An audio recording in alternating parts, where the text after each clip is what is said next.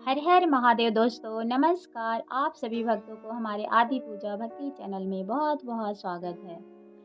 हरतालिका तीज व्रत जो इस बार 6 सितंबर को पड़ रही है, उसमें कुछ विशेष कार्य आप अगर करते हैं तो माता पार्वती भी अति प्रसन्न होती है और आपकी मनोकामना कुछ विशेष रूप से पूर्ण हो जाएगी।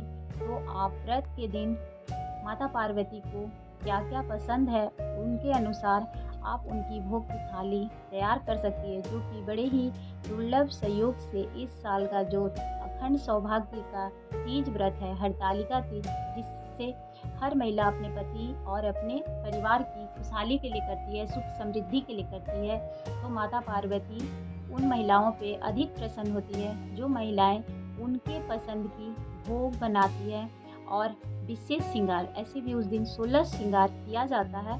तो महिलाएं कुछ विशेष करके माता पार्वती को भी प्रसन्न कर देती हैं। जो महिलाएं उस दिन साज श्रृंगार नहीं करती हैं और ऐसे ही व्रत करती हैं और पूजन भी ऐसे ही कर लेती हैं, उन पे माता पार्वती जो है वो क्रोधित हो जाती है, जिसकी वजह से उनका सौभाग्य जो है वो ठीक नहीं चल पाता। तो आप ऐसा ना करें। आप अगर उस दिन व्रत करते हैं तो आप 16 श्रृंगार करें। अगर आप मान लीजिए आप व्रत कर रहे हैं और आप उस समय या तो पूजा नहीं कर सकते हैं, अगर आपकी पीरियड आ गई तो भी आपको पूर्ण रूप से तैयार होना है और कथा सुनना है, क्योंकि हरतालिका तीज व्रत जो होती है वो छोड़ छोड़ के नहीं किया जाता है। अगर एक बार आपका छूट जाए तो आप दोबारा नहीं उठा सकते हैं। तो तीज का व्रत में ये सब चीज़ ध्यान रखना पड़ता है। अगर आप नहीं भी व्रत कर पा रहे हैं तो भी आपको जैसे भी हो आप व्रत को जारी रखना है, या आपके पति उस व्रत को जारी रखें, या फिर आप आधा बेला पूजा करके फिर जल ग्रहण कर सकते हैं। वो भी आप पशु बन के जल ग्रहण कर सकते हैं, जैसे कि हरतालिका तीज व्रत कथा में इसका भी वर्णन किया गया है। तो इन कुछ विशेष ध्यान आपको हरतालिका तीज में करनी होती है। और आप अगर आप मान लीजिए आप श्रृंगार कर रहे हैं तो माता पार्वती को पैरों में महावर और बिछिया जो होती है, बहुत महिलाएं एक बिछिया पहनती हैं और बहुत महिलाएं जो है पांचों उंगली में पहनती है। लेकिन अगर माता पार्वती को अगर आप अंगूठे में बिछिया धारण करते हैं तो उन्हें अति प्रिय है। तो आप कोशिश करें कि हरतालिका तीज के दिन आप अपने अंगूठे में बिछिया धारण अवश्य करें।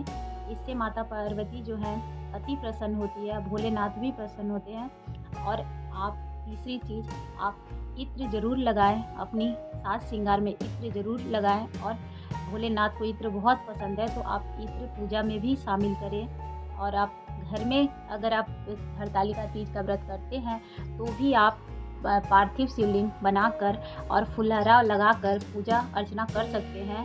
और आप मंदिर जाते हैं तो मंदिर में भी आप कर सकते हैं। आपको जहाँ भी मतलब सुविधा हो आप वहाँ पूजा कर सकते हैं। लेकिन कुछ विशेष चीज़ है, साज श्रृंगार बहुत ज़रूरी है। देखिए आप दान में क्या-क्या दें, तो दान में तो आपके अनुसार है, आप पंडित जी को क्या देते हैं। ऐसे श्रृंगार का सामान माता पार्वती को भी चढ़ाएँ और पंडित जी को भी दान करें।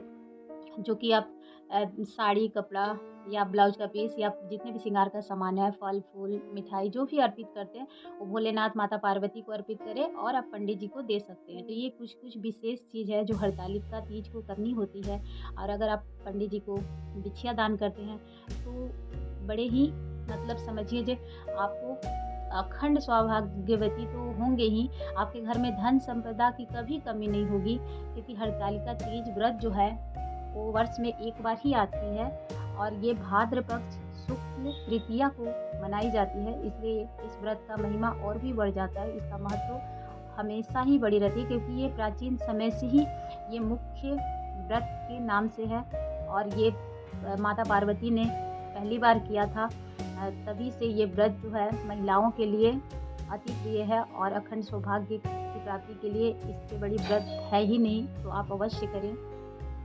तो माता को आप प्रसन्न करने के लिए कुछ नियम करके आप अपनी व्रत को और भी फलदायी बना सकते हैं। तो आप हरतालिका तीज व्रत इस तरह से करके अपने पति की, अपने परिवार की सुख समृद्धि और लंबी उम्र के लिए ये व्रत अवश्य करें। और इस बार तो बड़ा ही दुर्लभ सहयोग के साथ आया, क्योंकि उस दिन शुक्रवार भी है। लक्ष्मी माता की भी आप विशेष पूजा करें। आपका आशीर्वाद समझिए जब डबल हो जाएगा तो आप इस तरह से पूजा अर्चना करें और अपने भोलेनाथ से प्रार्थना करें, माता पार्वती से प्रार्थना करें, अच्छे से तैयार हो। और अगर आप हरी साड़ी पहनते हैं तो माता पार्वती तो प्रसन्न होती ही है।